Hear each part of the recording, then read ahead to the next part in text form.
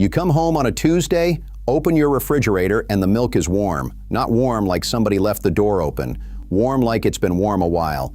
The freezer is soft, the light works, the fan is running, and everything looks fine. That's the part that fools you.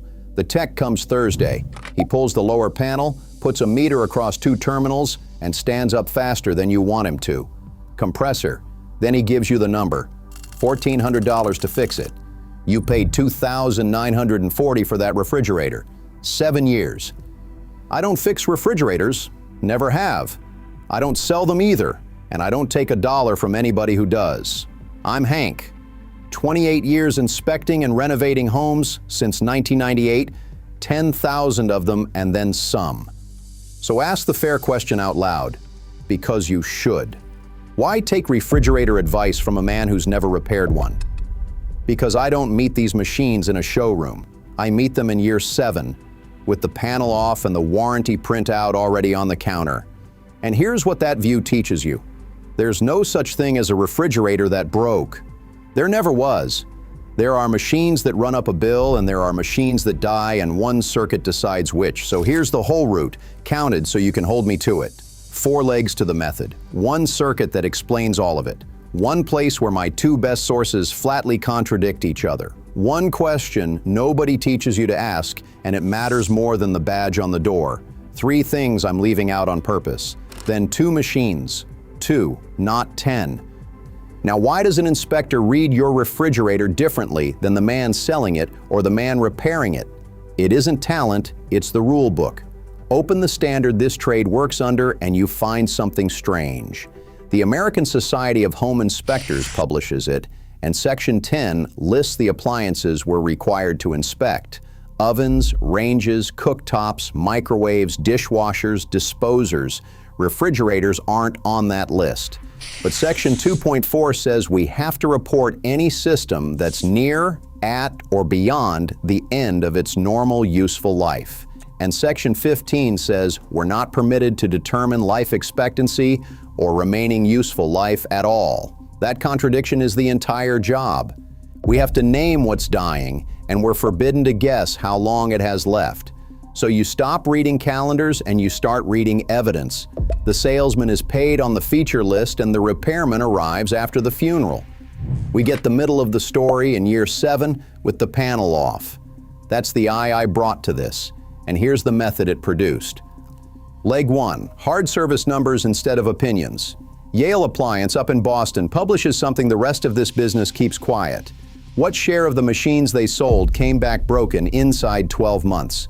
Their newest report rests on 33,190 first-year service calls.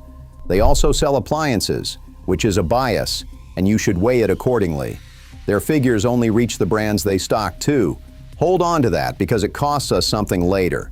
Leg 2, a source built on the opposite method. Consumer Reports runs laboratory tests and polls owners, and their icemaker work alone rests on more than 71,000 refrigerators bought new by members between 2015 and 2025. One of them tallies what already broke. The other forecasts what will. Leg 3, the machine itself. Where the parts sit, what they're asked to do, and what that costs them across 10 years. That isn't research, that's the trade. Leg 4, the paper. Every manufacturer publishes a warranty document, and that document is the only place a company spends its own money telling you where it expects trouble. The contractors I trust read those the same way I do, with skepticism. Numbers, a second method, the machine, and the paper. All 4 land on 1 circuit. It's called the sealed system: compressor, condenser, evaporator, dryer, and the connecting tubing. 5 parts. Here's what convinced me. Pull the warranty documents from LG, Samsung, Whirlpool, and General Electric and read the definitions. All 4 name the same 5 parts word for word across different countries and different lawyers. That's an entire industry agreeing on what the machine actually is. Why does it decide everything? Because it's sealed. It's a closed-loop brazed shut at the factory with the refrigerant already inside. Opening it takes federal certification under EPA Section 608 just to touch the charge, plus a recovery machine, a nitrogen purge, a torch, and a vacuum pump. $1,400 to $2,800, and $500 to $850 of that is labor alone. That's not a repair. That's surgery. Don't go near this one yourself. Not the refrigerant, not the brazing, none of it. There's no homeowner version of federal certification work. So the question becomes simple. What are we asking that circuit to carry? Start with the icemaker's address. In most French door refrigerators, it lives up in the fresh food compartment. Your machine spends every hour it's plugged in, holding that compartment near 37 degrees, above freezing, deliberately because frozen milk isn't milk. And parked in the middle of it sits a second machine whose entire job is producing ice and keeping it at 32 or colder. So the box works against its own thermostat continuously for as long as you own it. What falls out of that arrangement is what you'd expect. Water where it shouldn't be. Fill lines locked solid, chutes packed shut, seals that quit early, a bin of wet slush where cubes belong. None of it traces back to a bad brand, it traces back to a design losing an argument with thermodynamics every hour for the life of the machine. The refrigerator ice maker sits at the very top of Yale's service list, right alongside furnace igniters, and Consumer Reports estimates 31% of refrigerators with ice makers will have a problem by the end of year 5. Now, the distinction that decides everything, every one of those is a bill. An ice maker runs $200 to $350, a door gasket $75 to $300, a control board $80 to $800. Annoying, all of it, none of it fatal. The sealed system is the fatal one, and every job you hang on this machine hangs off those same 5 parts. Now hold 2 of Yale's own figures next to each other. Their most reliable list has an entry requirement, under 10% back in the first year. Every brand on it clears that bar. And their strongest counter-depth refrigerator brand sits at 10.1. Not one refrigerator in that store qualifies for the list that store publishes. One circuit ends it, everything else sends a bill. So which machine actually goes in the kitchen?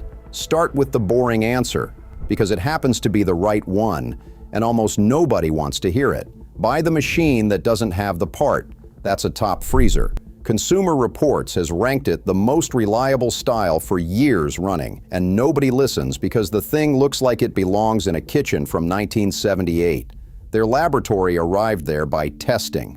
I arrived by opening panels. No ice maker in the warm side, no dispenser in the front, no water line threaded through a door that gets opened and slammed all day. You can't be billed for a part the machine doesn't have.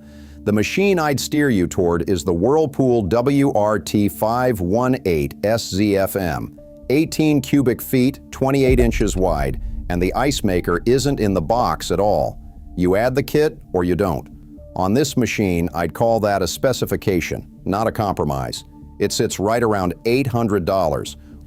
One warning before you go shopping, model numbers in this industry move constantly, and most of those changes are a letter swapped for a color or a retailer, not a different machine. If what you find is one character off, put the cubic feet and the outside dimensions against what I just gave you, match those and you've got the right box. Now I owe you something honest about this one. Whirlpool's own paper on the sealed system covers years 2 through 5 parts only with no repair labor, and Yale doesn't stock Whirlpool, so not one of their figures reaches it. Whirlpool isn't alone in writing it that way. A few manufacturers do put their own labor on that circuit, and the strongest line in the business belongs to General Electric. 5 years on the sealed refrigerating system, and during that period GE provides free of charge all labor and related service to replace the defective part. Then 1 row up in the same table, the condition. GE Profile and GE Cafe models only. Read that sentence twice. On the base machines, the ones stacked at the front of every big box store, that same company gives you 1 year. So no, that paper isn't a reason to skip the Whirlpool. It's a reason to make 1 phone call, and I'll tell you which one in a few minutes. Now, you're buying a French door regardless. Most people do. Your kitchen, your money, and I'm not here to talk you out of it. But the rule has to change here, and I want you to hear me change it. On a French door, you can't buy the machine without the part. So you stop asking which one carries the fewest pieces, and you start asking which nameplate 2 unrelated methods both arrive at. Consumer Reports puts Bosch at the head of the French doors, and only a handful of brands in that entire category earn an above-average mark for predicted reliability. Bosch is one of them. Yale builds its numbers the opposite way. tallying real service calls on machines they sold, and Bosch lands near the top there too. One method forecasts, one method tallies, and they converge on a single nameplate. That convergence is what I'm buying. And there's a figure buried in Yale's data that Consumer Reports can't give you, and it's the one this whole video has been about. Bosch's compressor failure rate across 5 years is 0.4%, the lowest number they publish. That is the sealed system. The model is the Bosch B36CD52SNS. 21.6 cubic feet counter depth, 36 inches wide. This was sold as the B36CD50SNS until recently. Identical cubic feet, identical counter depth, identical ice system, different last digits. If a 50 turns up on clearance, that's the same box at a discount. It lists around $41.69, I've seen it at $3,800, and the price swings hard between stores, so shop it. And yes, this one puts ice and water through the door, and I just spent 5 minutes telling you what that costs. I stand behind it anyway, and here's why. That dispenser is a bill. It is not an obituary. You're buying the circuit underneath it, and on that circuit, Bosch owns the best measured number in the business. Now, I promised you the place where my two best sources call each other liars. Here it is. Yale's data makes LG the least serviced refrigerator brand they sell. 5.5% in the first year, best in the store, and the strongest counter depth brand at 10.1%. Consumer Reports flags LG and Kenmore French doors as more likely to have compressor problems than most other brands. One brand, two sources I trust, pointed in opposite directions. Both of them are right. LG moved to a linear compressor years back and had genuine trouble with it, enough that it finished up in court. A 2020 settlement stretched coverage on that compressor to 10 years of parts and 5 years of labor for the machines inside that window. It's on the record and I won't paper over it. But Yale moves enormous volumes of LG and counts what returns, and their own figure is 7,187 sold since 2018 against 84 compressors replaced. 1.2%. Small isn't zero. In the kitchen where it happens, the rate is 100%. It also isn't the garbage brand the internet will tell you it is. And remember what I asked you to hold on to. Yale doesn't stock Samsung and doesn't stock Whirlpool, so neither one appears in a single figure I just quoted. No data is not good data. A clean answer here would be a sales pitch. Now the question. This is the piece I need no source for because I've watched it land on people. Whatever machine you settle on at whatever price, you need a name before you need a receipt. Not the question of whether it can be repaired. The name, which shop in your town, and a phone number that gets answered. Call them before you buy. Give them the model number and ask two things. Do you work on this brand? And do you do sealed system work in the home? Here's why that outranks every badge on every door. On most of these machines, the paper won't cover the labor anyway. Whirlpool's is parts only past year 1. Bosch's own statement of limited product warranty gives you 1 year of parts and labor, and everything after that excludes labor costs, and none of it transfers to the next owner. So on both machines I just named, the man who picks up that phone is your warranty. The most reliable refrigerator in the store is worth nothing if every shop in your county turns the brand down. An ordinary machine with a good tech 20 minutes out beats it every time. No spec sheet carries that. No rating covers it. 3 things are missing from this video on purpose, and I'd rather name them than have you catch them. The first is lawsuit money. There's plenty of noise online about refrigerator class actions and checks, some of it genuine. Most of what I turned up was sites farming clicks. I couldn't verify it, so it isn't going in. I'm not promising you a number of years either. The Department of Energy's own rulemaking puts a standard size refrigerator at about 14 years on average, and an average is not your machine. And I'm not stretching this to 10 refrigerators. 10 machines means 10 links and 10 chances you buy something, and I don't sell anything, so there'd be nothing in it for me but the stretching. 2 came through the method. 2 is what you get. 4 legs, 1 circuit, 1 contradiction, 1 question. Here's where it lands. If you want it to last, the top freezer. The Whirlpool WRT518S ZFM, plain as a fence post, with the part that breaks left out of the box. If you want the French door, the Bosch B36CD52SNS, Two outfits measuring in completely different ways, both putting it near the top and 0.4% on the only circuit that can kill it. And whatever you settle on, make the phone call first. While the machine is still sitting in the store, here's the honest math on that call. It costs you nothing and about 4 minutes. On the other side of it is a $1,400 to $2,800 repair that either happens in your kitchen or doesn't happen at all, because nobody within driving distance will open that circuit. There was never a meeting about this. Parts are cheap to promise, and labor is expensive to send. So every marketing department in the category arrived at the same sentence on its own. It isn't a plot. It's what happens when everybody is handed the same math. Which brings me back to you. You're walking into that store knowing there are 5 parts that decide this, and that everything the salesman shows you hangs off them.